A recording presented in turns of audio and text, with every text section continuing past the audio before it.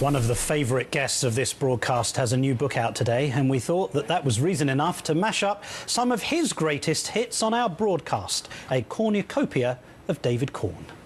Just waiting for him to say, you know, I don't buy bread, but I know lots of owners of agribusinesses, and Newt Gingrich, with his grandiosity, becomes even larger. I mean, he does look like the Ned Beatty character in Deliverance. Came close to a Clint Eastwood, Dirty Harry type of moment when he would say, do you feel lucky, punk? I think the Obama campaign is going to end up running against the guy from Monopoly. Martin, he's the total 1% package. His past is not just an open book, it's an open sewer. Is he going to end up squealing like a pig? It won't be Sweet Home Alabama. You can go on and on. I mean, this race... I'm sorry, even watching that is too much for me. David Corn is back with us. David, this new book is called Showdown, the inside story of how Obama fought back against Boehner, Cantor and the Tea Party. I've read it. It's fascinating. One of the things that I took away was a very different impression of the president. We keep being told that the president is aloof, right, cautious, like a lecturer to some extent, and yet in this book you describe him as something of a risk taker. How? I think, to begin with, I think the president is a very complex fellow and has a lot of facets to his personality. And it's very easy, given any particular media narrative, to just zero in on one at the expense of others. But if you look at things like the bin Laden raid is probably the best example, but also the decision to go to war in Libya. These are instances when he overruled the advice, or, you know, went over it, from Joe Biden, Bob Gates, and other top national security people to do something that was rather risky. But it wasn't just in foreign policy, because you point out that on the grand bargain debate with Boehner, the president was being advised not to go so far, and yet again he was prepared to take risks. He's a fellow who I think is prepared to take risks after a certain amount of due diligence. Maybe that's the lawyer training in him. And he also has a very, I think, long and steady and calm strategic overview of what he's doing. So that, you know, people ask me, what was the big surprise in doing this book? And this book looks at a particular period of the White House, from the midterm elections in 2010, a low point, to basically the start of this year when he sort of got his groove back. The book is really about how Obama got his groove back.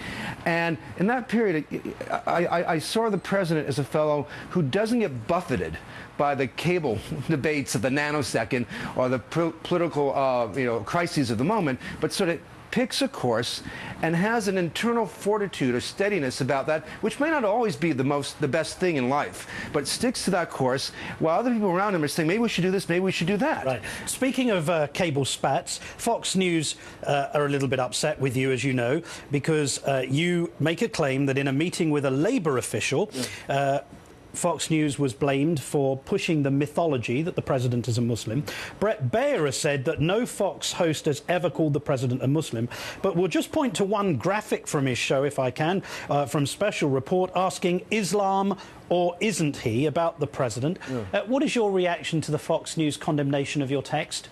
Well, they're reacting to Obama. They're not condemning me. I mean, I have this from notes of the meeting, and no one has yet come out and said that this didn't happen. But what the president was talking about, and this is in December 2010, shortly after the election that was a nightmare for the Democrats, he said a shellacking, as he called it.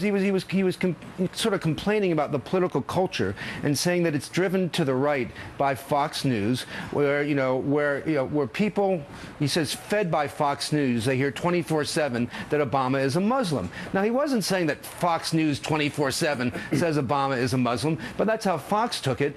And I went back and did the research this morning, and I can tweet this out at David Corn DC after the show, so people can see the link. And there are plenty of instances where people on Fox either defended the view that he was a Muslim, suggested that he was a Muslim, and you had times when Bret Baier, and I like Bret, I think he's one of the better reporters at Fox News, but when he and others have sort of validated or explained why people believe this in a way to sort of advance the notion rather than shoot it down as being nonsense. So I think Bret is on the wrong side of this debate. One of the things that we've repeatedly suggested on this broadcast is that Eric Cantor is Machiavellian behind John Boehner, Speaker Boehner. And in the book, you talk about that grand bargain discussion where Boehner, according to your book, was being threatened by Cantor with a rebellion. Now, Boehner walked out of the grand bargain talks with the president for a big deficit reduction plan twice. And the second time there's been a lot written about it, even in the past few days. The first time what happened was they were talking about if they didn't come up with all the revenues that they promised, they'd have to cut back on the Bush tax cuts for the wealthy. Well, as that was happening, friends of Boehner's in the House moderates, moderate Republicans, the few there are, went to Boehner, had a meeting with him and said, you know what? Eric Cantor is running around town, that is our caucus, and saying that you're going rhino.